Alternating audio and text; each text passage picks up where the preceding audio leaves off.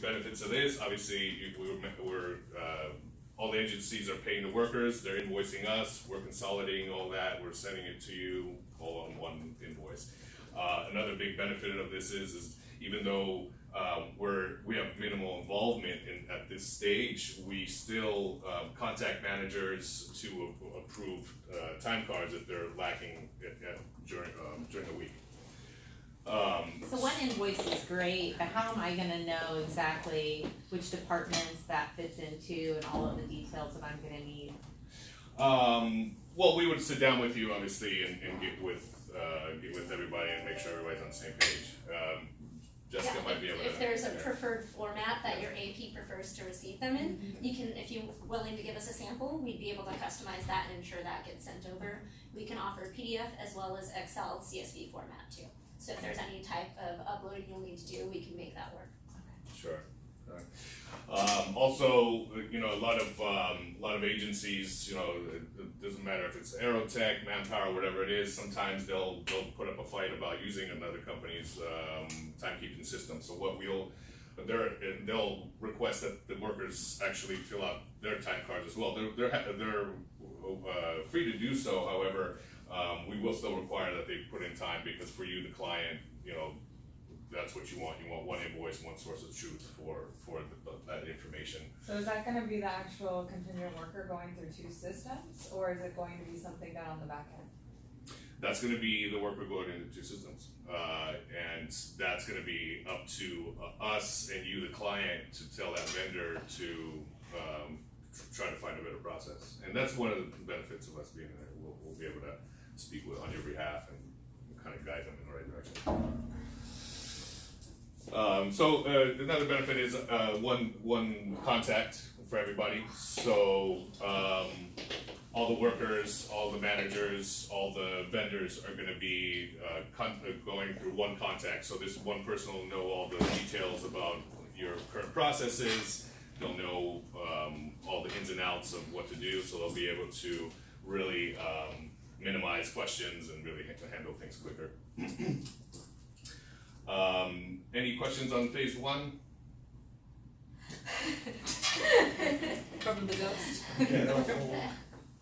All right, I'll move along to phase two is when we actually bring in our staffing nation that you heard so much about. When you would actually go into our staffing nation system, you would put in orders that would be distributed to the different agencies. And basically, agencies would also be able to go in there and see these orders and be able to submit resumes. We would help with vetting and scheduling interviews with candidates.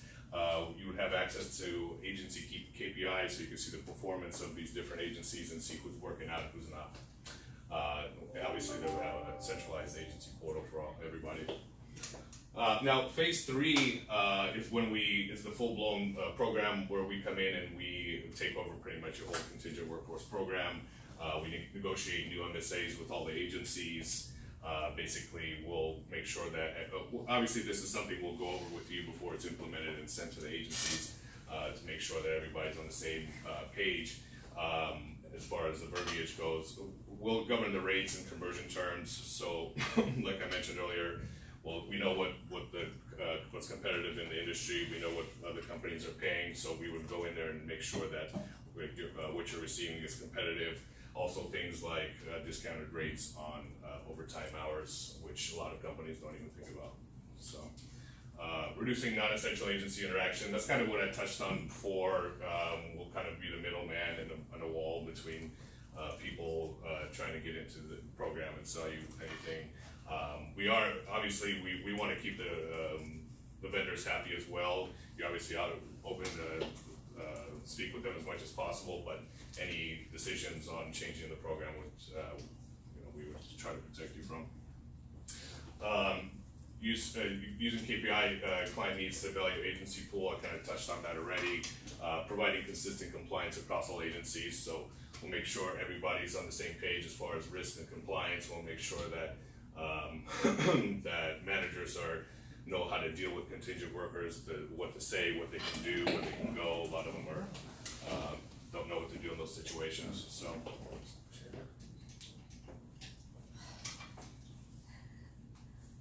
I fixed it. What's wrong with it? Yeah, no way I asked Lynn. That's So- on tape, by the way. Preston, did any of these stick out to you more than another? So you have to pick one of these phases, or is it you go from one phase to the next? No, you can kind of we can evaluate your situation and go from there. It kind of, I like to kind of gauge if anything sticks out to you. So to jump in with that, in terms of the VMS MSP models listed here, this is where we touched base on it being hybrid. So phase one, but phase two would also encompass phase 1 and 2 if desired, but we can also customize it because we do want this to grow with you. So if you feel like you fit into one phase, and as we're starting to implement it, you're starting to realize you want maybe more consolidation or more controlled management from the MSP, we can actually grow and build out with it too. What's the timeline to implement all the way to phase 3? Actually, we have, in a few slides later, a projected phase timeline for implementation. We generally have this, depending on how long agreements take, discussions, we do try and do this in about an 8 to 14-week phase, depending on how long each phase takes. We do want to take into consideration legal reviews, especially legal reviews on supplier sides when we initiate MSAs, if you go full-blown phase 3 model. But we do have a 8-phase kind of process with a range of 1 to 2 weeks or more within each of those phases to kind of ensure we're stepping through this as processed as possible. What's your agency fallout look like? Agencies that just don't want to participate because they don't want to pay the fee or just don't want to have some dude in the middle? It's minimal for your type of spend. I wouldn't expect more than 5%.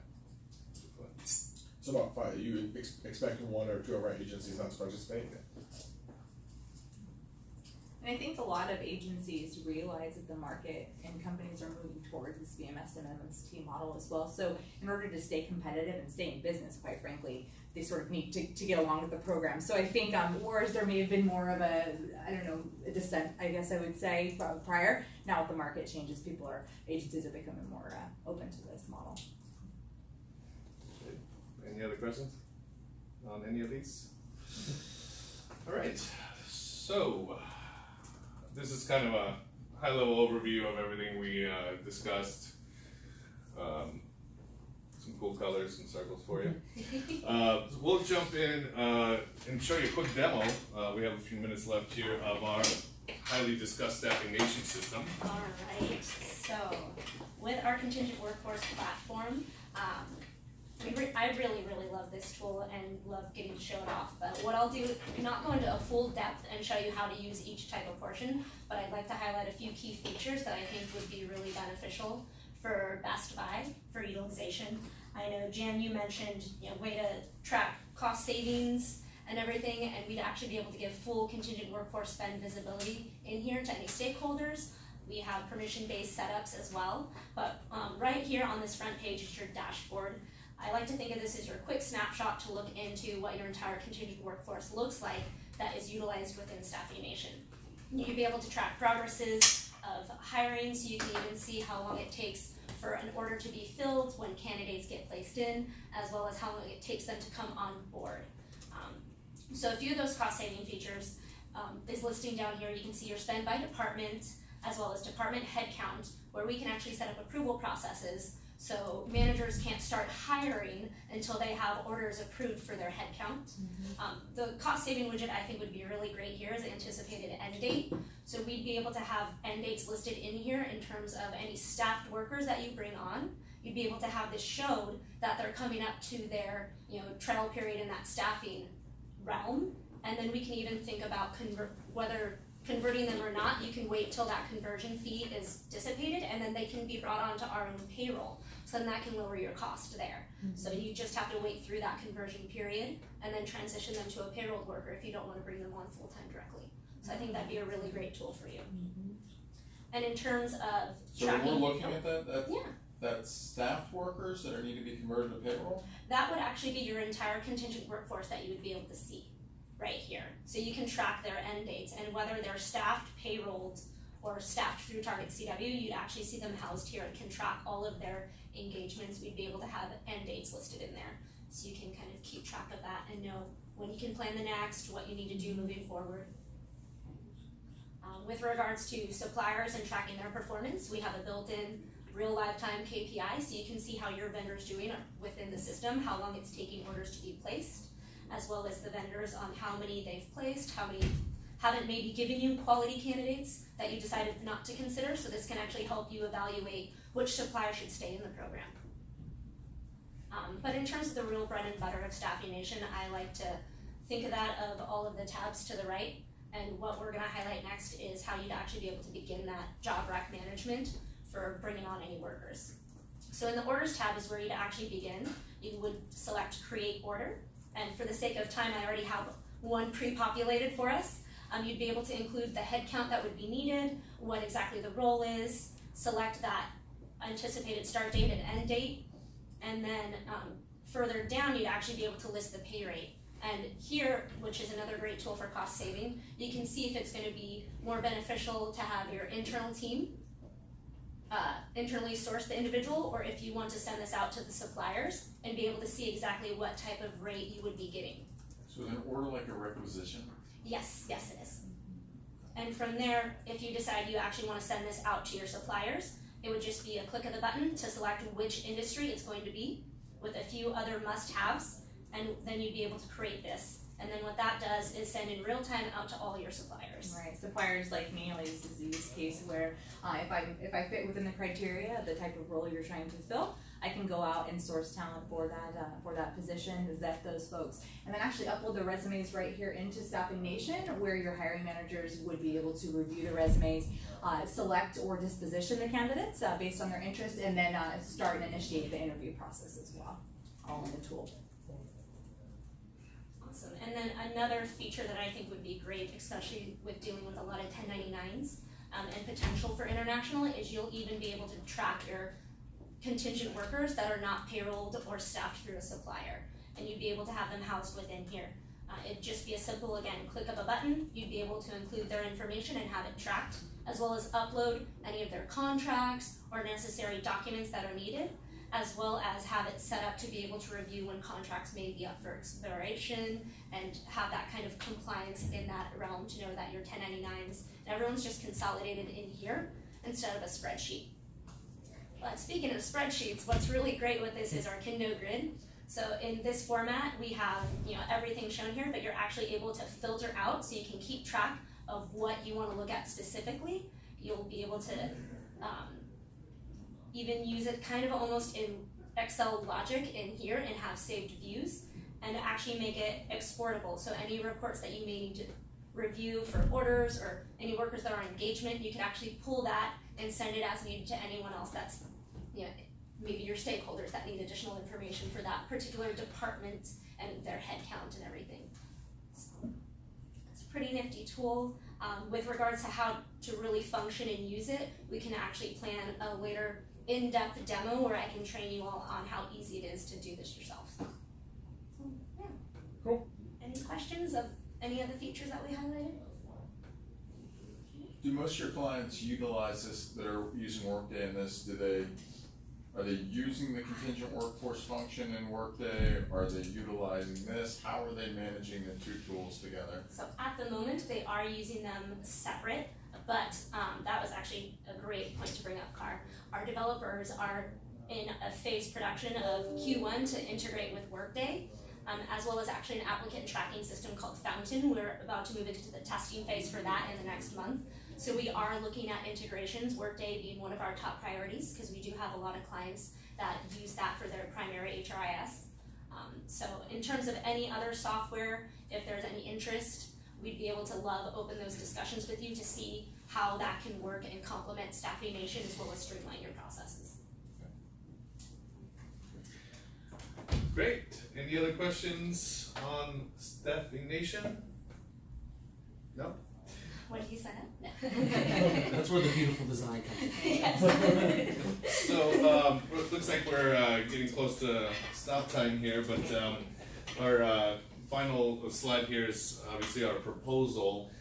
So kind of some of the, to summarize some of the offerings, we're going to create benchmarks and standards for your program, provide complete training for your program owners, consult on workflow and processes, configure systems for optimal performance, centralized communications, provide program audits and feedback. So all of the models that I showed you, they are completely vendor funded. So I would definitely recommend that to all my clients your size or prospects your size, that you go with the third model where we come in and take over. However, that comes with trust with a lot of situations. So another recommendation would be to have somebody come on site, train your people for 6 to 9 months, and let you run it on your own.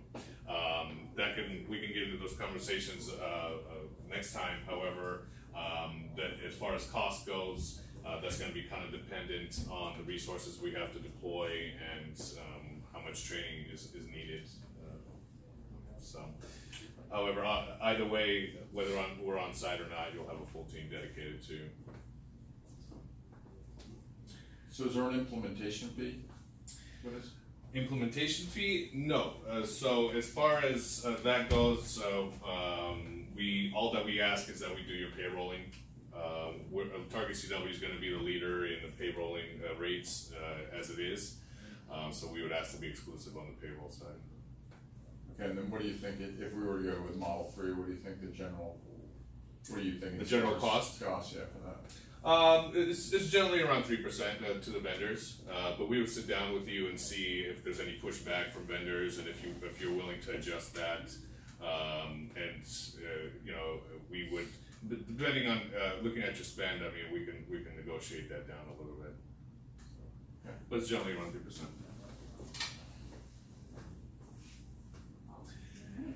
All right. Any other questions? Any other quick time? I did just want to show this to you, Carr. We did have it planned to show you the implementation timeline, so really what a great next step would be setting up the additional meetings to kind of identify where suppliers are, begin that vetting, and kind of just show you that full in-depth demo of Staffing Nation. So that's kind of where we would begin the phases of implementation for you. Great. Well, thank you so much for your time. I guess we'll wait to hear from you. Which will probably be in 3 months. Yeah, looks like you have another vendor coming in here shortly. Yeah. Competition's right there. I wish him the best of luck. Here's the full visibility we provide you and transparency. Why don't I start first? First of all, you guys had a fantastic, good energy, team cohesion, energy going back and forth was really, really good. Your beginning was insanely strong, so I tip my hat to you. Probably one of the best beginnings we've had. Good intros, well controlled. I think did a good job of like being intentional with who says what, so there wasn't any ambiguity. Thomas, you had a good start on your slides too. All I would have done is maybe add questions. Actually, throughout your whole presentation, I think asking questions is probably the biggest thing. Questions and stories are probably the biggest things. Good response to my question about the California Consumer Privacy Act, because none of you guys know that one. Always defer when you don't know. That's Right. always what I've Right. always told associates in my life, is if you don't know it, there's Don't. don't bullshit it. Yeah. You're gonna get yourself caught in Well, because you know we're going to go follow-up question. because if we know enough to ask it, it's going to be a follow-up. So just always go with your deferral. Yeah. It's best. I like Thomas. You did a good job. I've never seen you up front, so I tip my hat to you. You did good. You were animated, happy, which was really cool. I felt good about it. It's just I think if you're able to draw us in more, you'll do a really good job presenting in person. I think, unless it was just really red. unless it was sugar high, not sugar low. I don't know. So far, so good. Just again had a good answer to the 1099 question.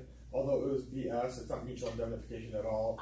You were confusing contractual mutual indemnification with indemnifying us for liability of 1099s. I believe it. But again, you know, sometimes you just But the thing was that She answers so confident. yeah. I say well. I know exactly. No. Sometimes it's confidence, right? Like I was thinking what I was saying. You guys also mentioned for some reason this 97% 1099 thing. Like 97, Yeah. I don't know where that started from or where it went from. That was Oh, okay. a fact that I pulled from Oh, okay, good. Another secret. A horrible fact. I'm not gonna call So it. don't. I feel the last year. I was like, where's this coming from? It just doesn't do anything. It's like it's one of those trivial facts that each of us is going to receive a different. I'm going to think that you guys just want more money to W2 everyone. Yeah. But it doesn't mean anything. You know what I'm saying? It's like, why is it there? Nobody knows. Core competency question.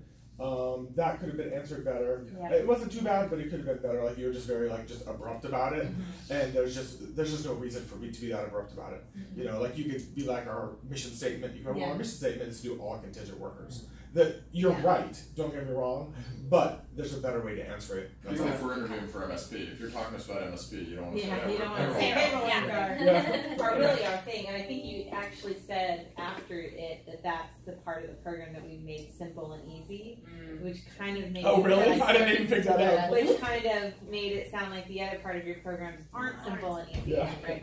Everything else sucks. Yeah. Payrolling, we good. We good on payrolling. Yeah. I think it's always, you're always overselling yourself, so always say, yeah, if you want to say we started in payrolling and we've developed into this and we now have this great product that we're presenting to you, just always make it about the sell. Don't just keep it on the, oh, well, that's our best thing. Yeah. Right? It's like an interview. When someone asks you what's your best quality or what's your worst quality, you always make your worst quality and then you explain how you better or how your pros make that a better thing. Yeah. Really.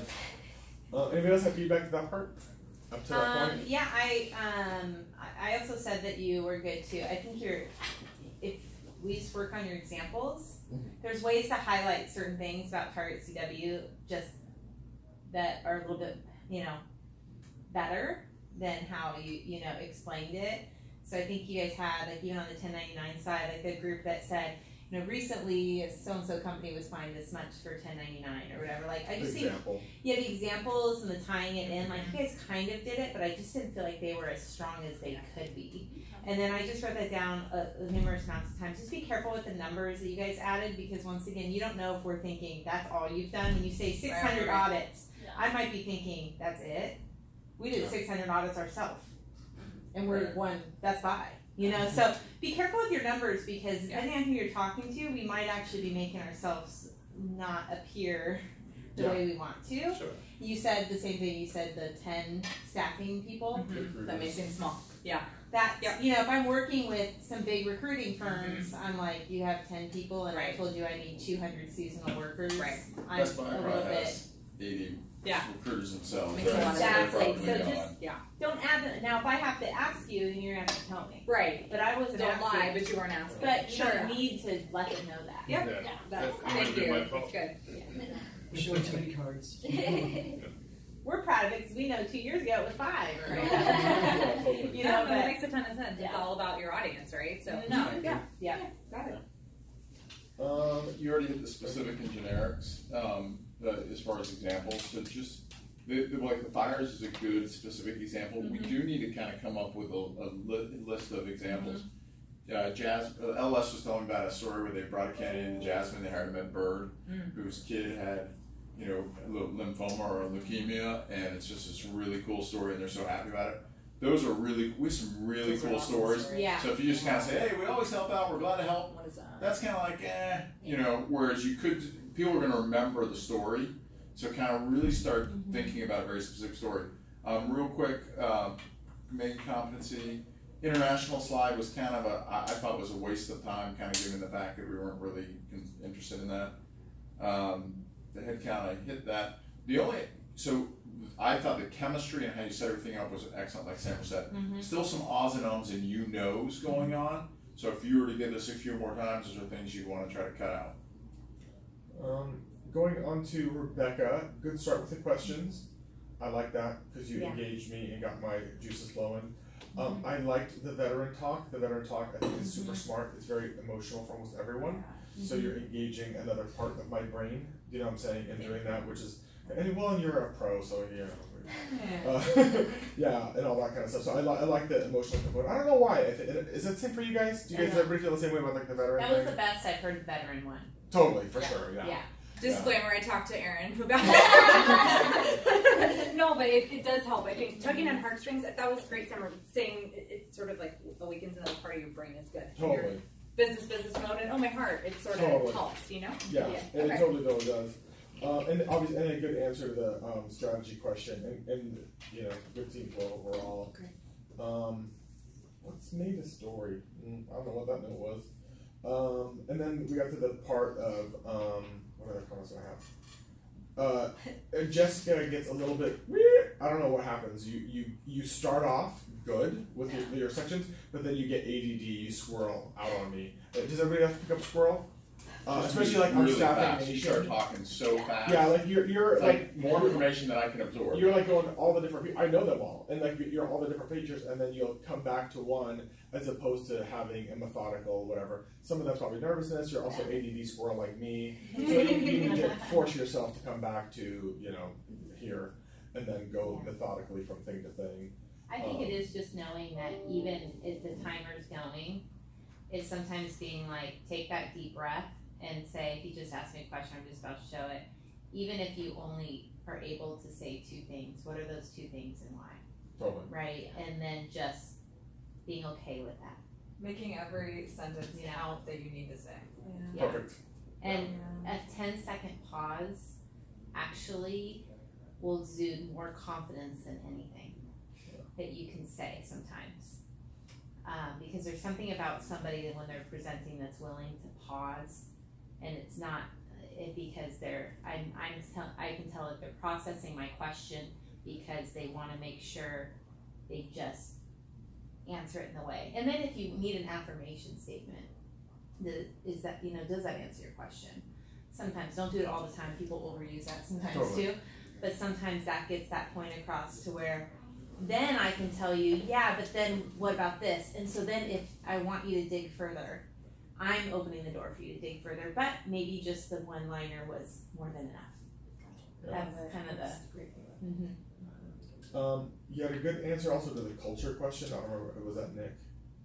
I don't remember who it was. It went over to you. Yeah, I think Start you over guys there had and then done go it I over. think you started it and then you added on. Yeah. The fire was a great way to Yeah. do it. Because I felt like when you're talking about the cultural stuff, sometimes giving examples is going to mean way more than just saying, yeah, we have a good culture at work, we try and project the same culture for everyone else. It's like the bullshit answer you kind of feel. You're like, all right, everyone's like focused on that. But giving those great examples, like that's something I wrote down. I was like, oh, that's a cool way of processing it. Yeah. And I think that was the one area, I wrote that down, I even like typed it in here while you guys were like doing it, because it's like, define culture. So many people see culture as different things. Culture is great benefits. It's not just great benefits. Culture is actually what happens, right? Companies sell culture, even the ones that have the shittiest culture. Sell culture these days. So you have to know if I'm talking to multiple people, they're going to be selling me that our people love us, right? Now we have the 4.0. It's actually 5.0 now. Glassdoor. We have tools like that. We have the surveys. He brought the surveys up for the first time, which was great, and the thumbs up. I thought that was great because that reinforces that we're not scared. Like, we want your feedback. Because a lot of times, we do Great Places to Work. We do all of these things because we want to know where we're at, and we work diligently to not just keep it there, but to reach new limits. But I think culture is exactly what really happens. So that's when the story attaches. And then that attaches that memorable service that you started with that I think we didn't really nail as much as maybe we could have right in the beginning. What does memorable service mean to us? Well, in our SLAs, we get back to people in an hour during business hours. That was the one thing I wrote down. I was like, no one said about the hour. Yeah, 1 hour turnaround. We have dedicated account managers. We have not outsourced our operations department. Our operations department is in-house. And they work on ratios to make sure that they can respond within that 1 hour time frame. You have to think businesses are eliminating those type of services, right? And so those are things to really highlight and just hit. Well, and you have those stories. I mean, the thing is, I think you guys all have them. You guys all have those experiences where you're like, I love Target CW. Yeah. It's convince me of it. Whatever story yours is, it doesn't really matter. You know what I'm saying? It's just like convincing us of it. A couple other comments real quick, and then you can. Oh, the participants in the agencies, like the fall off. I've asked that question before, but I wouldn't have said 5%. I wouldn't have given a number at all. Rebecca's answer was pretty spot on. Like, companies are just getting used to VMSs. It's just part of the thing, and agencies get part of it, and we do everything we can to mitigate any possible confusion with them. Is what I would have answered like that. And actually, in your implementation side at the end was actually good. That was a good added touch. I don't think anybody else had that in it. I think that was a good concluding, wrapping thing. I like that too. Also remember Open API for integrations. We don't have to get into that. What we're working on with an Open API, right? Is that the answer? Overall, it was a good, solid presentation. It was really good. Did a good job. And the stuff that we're telling you is very critical. Just so you know, intentionally. It's just those things to like take it to that next level. I feel like. Thank you. This is such good feedback. Yeah. Also, just for the question I asked, you guys answered it well, which is you can do that and see what I need. But remember, we have the Staffing Nation has the cost code, the field to where cost codes. So invoice things. That's a huge. Not for many of them hit on custom fields either. I know. So just remember, because that was like the big feature of that custom fields